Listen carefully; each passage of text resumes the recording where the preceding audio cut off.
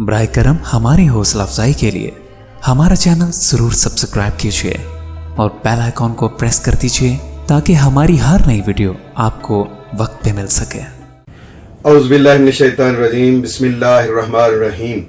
السلام علیکم خواتین و حضرات، میں ہوں آپ کا ہومیوپیتھک ڈاکٹر رضوان ثاقب اور آپ سے مخاطب ہوں شمع ہومیو کلینک لاہور پاکستان سے۔ آٹزم اسپیکٹرم ڈس آرڈر، جس کو ہم ASD کے نام سے ہم جانتے ہیں، جب ہم اس کی بات کرتے ہیں، اس کے علاج کی بات کرتے ہیں، اس کی تھراپیز کی بات کرتے ہیں، تو ہمیں اکثر یہ پوچھا جاتا ہے کہ اس کے لیے جو آٹزم کا شکار بچہ ہے اس کے لیے پریکاشنز کیا ہیں یا حفاظتی تدابیر کیا ہو سکتی ہیں۔ تو آج ہم اسی پر بات کرتے ہیں کہ بچے کی خوراک میں تبدیلی کے بارے میں محتاط رہیں، کچھ مختلف کرنے سے پہلے اپنے ڈاکٹر سے لازمی بات کریں، جیسے کہ کوئی غذا، اس بات کا کوئی ٹھوس ثبوت نہیں ہے کہ وہ غذا بچے کے لیے ٹھیک ہے یا نہیں ٹھیک ہے۔ بہرحال آپ کا معالج بچے کی صحت کو دیکھ کر یہ بتا سکتا ہے کہ یہ غذا اس کے لیے موافق ہے یا نہیں۔ اس بات کا کوئی ثبوت نہیں ہے کہ خصوصی غذائیں آٹزم والے بچوں کی مدد کرتی ہیں۔ آٹزم ایک پیچیدہ دماغی عارضہ ہے۔ اگر ایسا لگتا ہے کہ کچھ کھانوں کو چھوڑ دینا آپ کے بچے کی علامت کو دور کر سکتا ہے تو آپ ان جو خوراک ہے یا وہ جو کھانے ہیں ان کو چھوڑ سکتے ہیں، لیکن مناسب یہی ہے کہ آپ اپنے ڈاکٹر کے مشورے کے بغیر ان کو نہ چھوڑیں۔ ہو سکتا ہے ان کے اندر جو غذائی اجزاء ہیں وہ بچے کی صحت کے لیے بہت زیادہ ٹھیک ہوں اور آپ کو چھوڑنے سے یا آپ ان کو چھڑا دیتی ہیں تو اس سے بچے کی صحت پر کوئی منفی اثرات مرتب ہو سکتے ہیں۔ آٹزم کے شکار بچوں کی ہڈیاں اکثر جھکی ہوتی ہیں۔ دودھ کی مصنوعات میں ایسے غذائی اجزاء موجود ہوتے ہیں جو ان کی ہڈیوں کو مضبوط بنا سکتے ہیں۔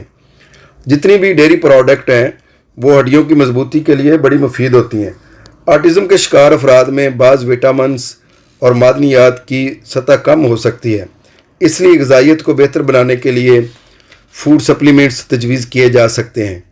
وٹامن B اور میگنیشیم دو ایسے فوڈ سپلیمنٹ ہیں جو اکثر آٹزم کے شکار لوگوں کے لیے استعمال ہوتے ہیں، لیکن یہ لوگ ان وٹامنز کی زیادہ مقدار بھی نہ لیں، اس لیے بغیر ڈاکٹر کے مشورے کے وٹامنز سے پرہیز کرنا چاہیے۔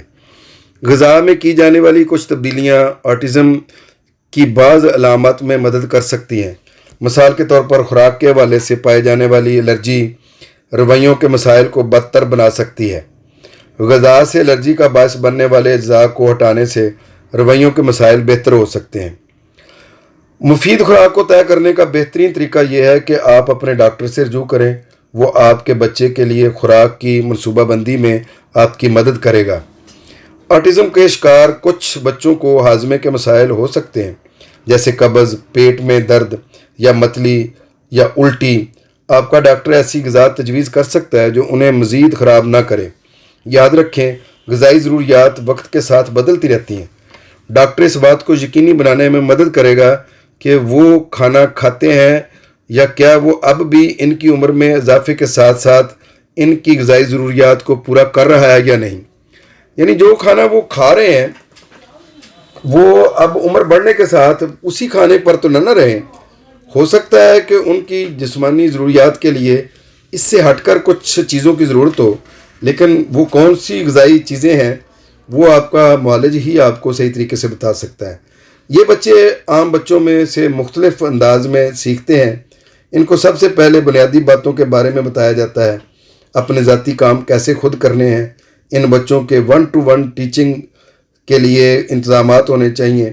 وہ بچے بھی ایک وقت میں ایک جگہ نہیں پڑھ سکتے جو آٹزم کا ہی شکار ہیں۔ یعنی اگر دو بچے آٹزم کا شکار ہیں تو ان کو بھی ایک جگہ پر نہیں بٹھا کر پڑھانا چاہیے، بلکہ ان کو بھی الگ الگ پڑھانا چاہیے۔ ان کے سیکھنے کے پیمانے الگ الگ ہوتے ہیں۔ ہمارے بے شمار اسکولوں میں بچوں والے پورشن میں ایک ٹیچر کے پاس 10-20 بچوں کے ساتھ ہی ایک کونے میں یہ بچہ بھی چپ چاپ بیچارہ سہما ہوا بیٹھا رہتا ہے۔ 10-20 سال بھی وہاں بیٹھا رہے تو کوئی بہتری نہیں آئے گی۔ یقین مانیں، اگر اس میں آپ بہتری چاہتے ہیں تو اسے انفرادی توجہ اور 1-to-1 ٹیچنگ کی ضرورت ہوتی ہے۔ جہاں ان بچوں کو پڑھایا جائے وہاں کوئی ڈسٹریکشن نہیں ہونی چاہیے، کوئی آواز کسی فرد کا گزر نہیں ہونا چاہیے، تاکہ یہ بچے انٹریکشن پر فوکس کر سکیں۔ ایک ماہر ٹیچر ہائر کرنے کی ضرورت ہوتی ہے جو گھر آ کر پڑھائے۔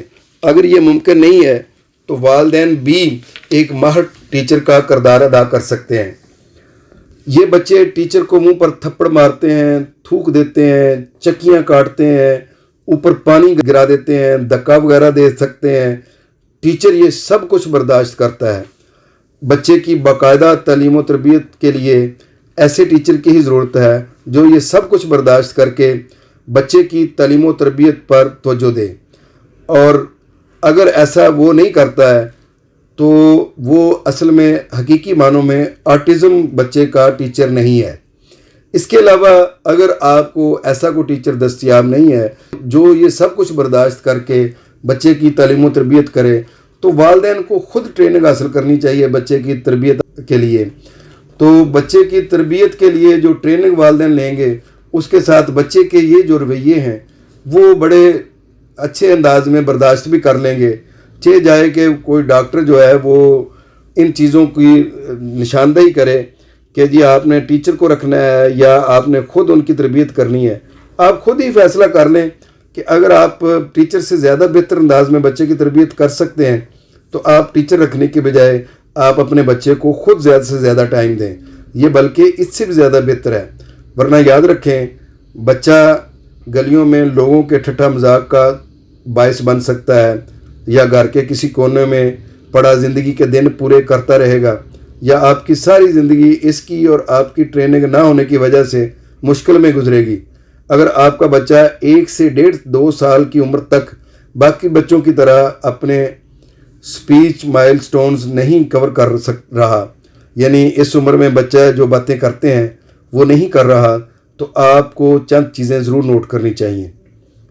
پہلی بات کیا کہ وہ اپنے نام پر رسپانس کرتا ہے یا نہیں، بات سنی انسنی کر دیتا ہے، یا وہ گول گول آنکھیں کو مٹکا کر گھورتا رہتا ہے، اور اسی طریقے سے وہ دائرے میں گھومتا تو نہیں رہتا اکثر، یا ہاتھوں کو چڑیا کے پروں کی طرح پھٹ پھڑاتا تو نہیں ہے، یا آپ کی آنکھوں میں دیکھ کر بات تو نہیں کرتا، یا آپ کی آنکھوں میں دیکھ پر بات کرنے سے گریز تو نہیں کر رہا۔ یعنی دو الگ الگ ہیں۔ ایک تو یہ ہے کہ ٹک ٹکی باندھ کر دیکھتا چلا جاتا ہے، آنکھیں جھپکتا بھی نہیں ہے، یہ بھی آٹزم کی علامت ہے۔ اور ایک بات یہ بھی ہے کہ آپ کی آنکھوں میں آنکھیں ملا کر بات ہی نہیں کرتا، وہ بات کرتے وقت اپنی آنکھوں کو کسی دوسری سائڈ پر مصروف رکھتا ہے، بلکہ آنکھیں دو چار کرنا بڑا اس کے لیے مشکل ہوتا ہے۔ اس کے علاوہ کیا آپ کا بچہ سوشل سمائل دیتا ہے، یعنی ہنستے ہوئے دیکھ کر آپ کو مسکرا دیتا ہے کہ نہیں؟ اور اس کے ساتھ ساتھ یہ ہے کہ اپنی بات اشاروں سے یا باڈی لینگویج سے سمجھا لیتا ہے، یا سمجھانا چاہتا ہے، یا سمجھاتا ہے۔ اگر اس طرح کی علامات اس میں نہیں ہے تو اس کا مطلب یہ ہے کہ ہو سکتا ہے کہ آپ کا بچہ جو ہے آٹزم کا شکار ہو۔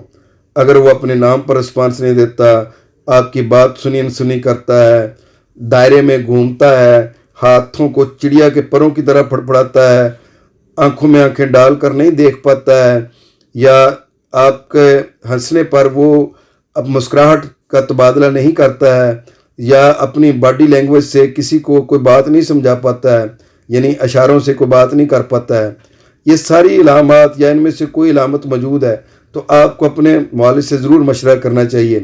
اگر تو ان باتوں میں سے آدھی پونی آپ نے محسوس کی ہیں تو آپ کے بچے کی صرف سپیچ ڈیلے ہی نہیں ہے بلکہ ساتھ آٹزم بھی ہے۔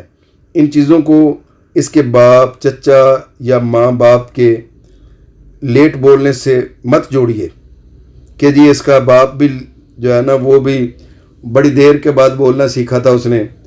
عام طور پر دادا یا دادی بچے کی جو ہے نا وہ یہ کہتی ہیں، اور بعض دفعہ یہ کہتے ہیں کہ جی اس کا چچا بھی تو دیکھو نا کتنے سالوں کے بعد بولنا شروع کیا تھا اس نے۔ اس کے علاوہ یہ کہتے ہیں جب وہ اپنے ننیال میں جاتا ہے تو نانی اماں یہ کہتی ہیں کہ ہاں اس کی امی بھی بڑا لیٹ بولنا شروع ہوئی تھی، تو یہ باتیں جو ہے نا یہ کبھی بھی اس طرح سے نہیں کرنی چاہیے اور اس کو اگنور نہیں کرنا چاہیے. اگر بچہ جو ہے وہ اسپیچ میں ڈیلے ہے تو جب بھی معلوم ہو جائے بچے کو آٹزم ہے تو سچ سے انکار کبھی نہیں کریں، بلکہ اس بچے کی ارلی انٹروینشن پر ماہرین کے ساتھ مل کر کام شروع کر دینا چاہیے. جب تک آپ آغاز میں ہی اس بچے کی تربیت نہیں شروع کریں گے تو یہ بڑے ہو کر ایسے بچے جو ہیں وہ بہت سارے مسائل پیدا کر سکتے ہیں. شمع ہومیو کلینک اب آن لائن چیک اپ کی سہولت بھی فراہم کر رہا ہے.